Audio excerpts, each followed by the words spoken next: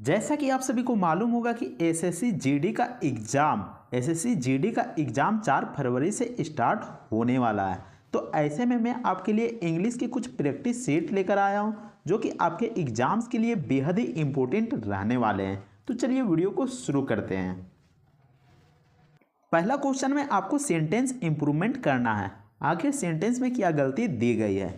तो पहला क्वेश्चन में देख सकते हैं कि I meet an homeless person in New York. तो इसका मतलब क्या हो गया, तो मैंने न्यूयॉर्क में एक बिना घर वाले पर्सन से मिला, यानी कि जिसके पास घर नहीं था, होमलेस था, वैसे पर्सन से न्यूयॉर्क में मिला। तो यहाँ पर देख सकते हैं मीट लिखा हुआ है जो कि V1 में लिखा है, तो यहाँ पर मिला हो गया, तो यहाँ पर मेट होगा, V2 में होगा। तो यहाँ पर देख सकते हैं V2 में कौन सा ऑप्शन है, तो ये वाला ऑप्शन है और ये वाला ऑप्शन है, ऑप्शन बी है और सी है। लेकिन आपको ये भी याद रखना है होमलेस पर्सन लिखा हुआ है, तो यहाँ पर होमलेस, तो उच्चारण से भी देख सकते हैं यहाँ पर ए आएगा ना कि एन आएगा। तो ऐसे में कौन सा ऑप्शन हो जाएगा, तो यहाँ पर देख सकते हैं मेड ए होमलेस, तो ऑप्शन सी बिल्कुल सही जवाब हो जाएगा, जो कि सेंटेंस में बिल्कुल सही खप रहा है। तो ऑप्शन सी बिल्कुल सही जवाब हो जाएगा। नेक्स्ट क्वेश्चन में स्पेलिंग एरर का सवाल पूछा गया है, तो आपको बताना है कि कौन से सेंटेंस में एक भी गलती नहीं है। तो यहाँ पर देख सकते हैं ए ऑप्शन में I had to play melody while simultaneously, तो यहाँ पर देख सकते हैं सिम्युलटेनियसली में मिस्टेक है, एन के बाद यहाँ पर ई आना चाहिए था, एन के बाद ई आना चाहिए था, तब जाके ये स्पेलिंग सही होता। तो ऐसे में यहाँ पर स्पेलिंग मिस्टेक है। नीचे में देख सकते हैं बी ऑप्शन में I had to play melody while simultaneously, तो ये स्पेलिंग यहाँ पर सिम्युलटेनियसली का बिल्कुल सही हो जाएगा। लेकिन यहाँ पर देख सकते हैं कि हारमनी का स्पेलिंग यहाँ पर गलत दिया गया है, तो हारमनी में HARMONY होना चाहिए, यहाँ पर यू लिख दिया है, तो ये भी गलत हो जाता है। नीचे में देख सकते हैं I had to play melody while simultaneously playing harmony with him, तो ये बिल्कुल सही लग रहा है, तो ऑप्शन सी बिल्कुल सही जवाब हो जाएगा, जिसमें कि स्पेलिंग एरर नहीं है। नीचे में देख सकते हैं यहाँ पर मेलोडी का स्पेलिंग गलत दिया गया है, तो ये भी ऑप्शन डी ऑप्शन भी गलत हो जाएगा, तो ऑप्शन सी बचता है, बिल्कुल सही जवाब हो जाएगा। नेक्स्ट क्वेश्चन में फाइंड द एरर का सवाल पूछा गया है, तो आपको बताना कि आखिर सेंटेंस में कहाँ पर मिस्टेक हुआ है। तो यहाँ पर देख सकते हैं सेंटेंस में and there upon he sudden remembered, तो आपको बता दूं कि रिमेंबर्ड एक वर्ब है, रिमेंबर्ड आपका वर्ब हो गया, और यहाँ पर जो सडन है वो एडजेक्टिव हो गया, लेकिन वर्ब के साथ यहाँ पर एडवर्ब का प्रयोग होना चाहिए था, तो ऐसे में यहाँ पर सडन नहीं हो सकता है, यहाँ पर सडनली हो जाएगा। तो ऐसे में ऑप्शन बी बिल्कुल यहाँ पर मिस्टेक है, ऑप्शन बी बिल्कुल सही जवाब हो जाएगा। नेक्स्ट क्वेश्चन में एंटोनियम पूछा गया है, तो देख सकते हैं वर्ड में लिखा हुआ है एंटीपैथी, तो एंटीपैथी का मतलब क्या होता है, तो इसका मतलब होता है घृणा, घृणा यानी कि नफरत करना। नीचे में लिखा हुआ है लव, लव का मतलब होता है प्यार, लव का मतलब होता है प्यार, और नीचे में लिखा हुआ है फिकंड, तो फिकंड का मतलब हो जाएगा उपजाऊ यानी कि फर्टाइल। नीचे में लिखा हुआ है हेट, तो हेट का मतलब भी हो जाएगा घृणा, और लेमेंट, लेमेंट का मतलब हो जाएगा विलाप करना, शोक करना या फिर रोना। तो यहाँ पर एंटोनियम पूछा गया है एंटीपैथी का, यानी कि घृणा का उल्टा क्या हो जाएगा, लव हो जाएगा, यानी कि प्यार करना, तो ऑप्शन ए बिल्कुल सही जवाब हो जाएगा। अगले क्वेश्चन में फाइंड द एरर का सवाल फिर से पूछा गया है, तो सेंटेंस में देख सकते हैं सी इज नॉट एज टोलर एज हर, तो देख सकते हैं एज टोलर एज, यहाँ पर मिस्टेक हुआ है, तो क्या मिस्टेक हुआ है, तो यहाँ पर देख सकते हैं टोलर लगा दिया गया है। और आपको बता दूं कि जब भी एस शुरू में होता है और लास्ट में एस होता है और उसके बीच में एडजेक्टिव होना जरूरी है, इसके बीच में एडजेक्टिव होगा, तो यहाँ पर देख सकते हैं टोलर दे दिया गया है, तो टोलर यहाँ पर एडजेक्टिव नहीं होता है बल्कि ये कंपैरेटिव डिग्री में आ जाता है, तो यहाँ पर एडजेक्टिव यूज होना चाहिए था, वो भी ओरिजिनल फॉर्म में, तो यहाँ पर टोल होगा TALL।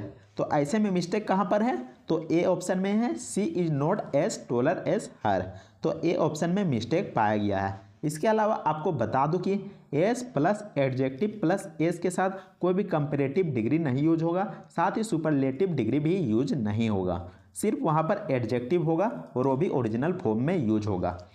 नेक्स्ट क्वेश्चन में आइडियम पूछा गया है, तो सेंटेंस में लिखा हुआ है he often changes plan while doing his work so his tasks remain incomplete. तो यहाँ पर देख सकते हैं चेंजेस प्लान का आइडियम बताना है। तो यहाँ पर चेंजेस प्लान से ही आपको समझ में आ जा रहा होगा कि अपने योजना को बदल देना। तो पूरा सेंटेंस का मतलब क्या हो गया? तो पूरा सेंटेंस का मतलब हो गया वह अपना काम करते समय अक्सर योजनाएं बदल देता है, यानी कि अपना प्लान को चेंज कर देता है जिससे उसके कार्य अधूरे रह जाते हैं। तो यहाँ पर ऑप्शंस में देख सकते हैं change horses in mid stream. तो इसका मतलब क्या हो गया? तो इसका मतलब हो गया बीच में ही अपने इरादे को बदल देना। नीचे में लिखा हुआ स्पिल द बीन्स। तो स्पिल द बीन्स का मतलब हो गया रहस्य खोल देना। और नीचे में लिखा हुआ इन सेवंथ हेवन। तो इन सेवंथ हेवन का मतलब हो गया बहुत ही ज़्यादा खुश होना या फिर सातवें आसमान पर होना। ब्रेक लेग का मतलब हो गया भाग्य साथ होना। तो ऐसे में कौन सा ऑप्शन हो जाएगा? चेंजेस प्लान, यानी कि अपने योजनाओं को अक्सर बदल देना। तो नीचे में देख सकते हैं changes horses in mid stream बिल्कुल सही जवाब हो जाएगा, और जिसका मतलब हो जाता है बीच में ही अपने इरादे को बदल देना। नेक्स्ट क्वेश्चन में आपको चूज करना है कि कौन सा स्पेलिंग बिल्कुल सही दिया गया है। करेक्ट स्पेलिंग को आपको चूज करना है। तो यहाँ पर देख सकते हैं विथ होल्ड। तो विथ होल्ड यहाँ पर बिल्कुल सही जवाब हो जाएगा क्योंकि इसमें मिस्टेक नहीं है। बाकी देख सकते हैं सरप्राइज में यहाँ पर आर मिस्टेक हो गया है, SURPRIS ही होना चाहिए। तो यहाँ पर आर का मिस्टेक हो गया है, तो ये नहीं हो सकता है। सक्सेसफुल में एस का मिस्टेक हो गया है। रिलीवेंट में भी के बाद ए होना चाहिए था, तो इसमें भी मिस्टेक है। तो ऑप्शन ए बचता है, आपका बिल्कुल सही जवाब हो जाएगा। नेक्स्ट क्वेश्चन में फाइंड द एरर का सवाल पूछा गया है। तो सेंटेंस में देख सकते हैं the health agency has encourage people around the world to wash their hands regularly. तो कहाँ पर एरर है? तो यहाँ पर देख सकते हैं हैज के बाद हमेशा यहाँ पर V3 आता है, लेकिन यहाँ पर V1 का प्रयोग किया गया है इनकरेज में। तो यहाँ पर इनकरेज्ड होना चाहिए। तो ऑप्शन बी बिल्कुल सही जवाब हो जाएगा जहाँ पर एरर है। The health agency has encouraged होना चाहिए, V3 का यूज होना चाहिए।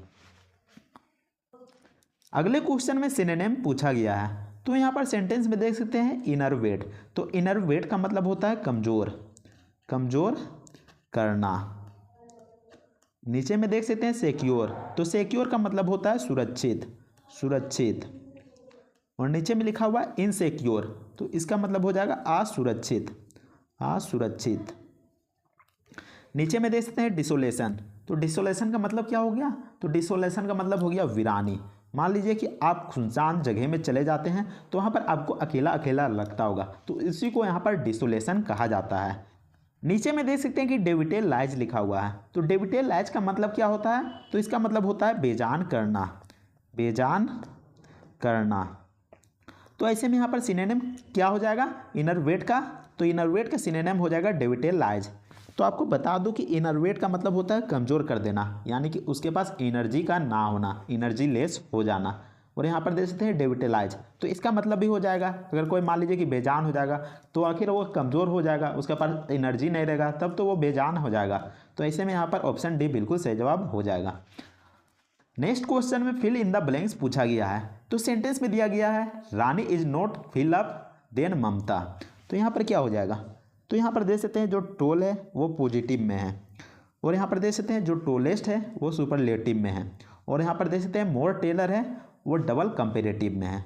और आपको बता दूं कि देन यहाँ पर कंपेरेटिव डिग्री में है, तो कंपेरेटिव डिग्री यहाँ पर यूज होगा जो कि यहाँ पर टोलर है। तो ऑप्शन बी बिल्कुल सही जवाब हो जाएगा। नेक्स्ट क्वेश्चन में एंटोनियम पूछा गया है। तो वर्ड में लिखा गया है फ्यूड। तो फ्यूड का मतलब क्या होता है? तो फ्यूड का मतलब होता है दुश्मनी, दुश्मनी। नीचे में देख सकते हैं ग्रोस। ग्रोस का मतलब होता है टोटल, यानी कि कुल, कुल। नीचे में देख सकते हैं हारमोनी। तो हारमोनी का मतलब होता है भाईचारा, भाईचारा। नीचे में देख सकते हैं पेरिल। पेरिल मतलब होता है खतरा, खतरा। वीगर, वीगर का मतलब होता है ताकत। तो क्या हो जाएगा इसका एंटोनियम? एंटोनियम क्या हो जाएगा? फ्यूड, यानी कि दुश्मनी। तो दुश्मनी का यहाँ पर उल्टा हो जाएगा भाईचारा, यानी कि प्रेम पूर्वक से रहना, आपस में भाईचारा रूप से रहना। तो ऑप्शन बी बिल्कुल सही जवाब हो जाएगा हारमोनी। उम्मीद करते हैं कि आपको यह वीडियो पसंद आया होगा। अगर वीडियो पसंद आता है तो वीडियो को लाइक जरूर कीजिएगा और चैनल को भी सब्सक्राइब जरूर कर लीजिएगा। तो मिलते हैं नेक्स्ट वीडियो में, तब तक के लिए जय हिंद, वंदे मातरम।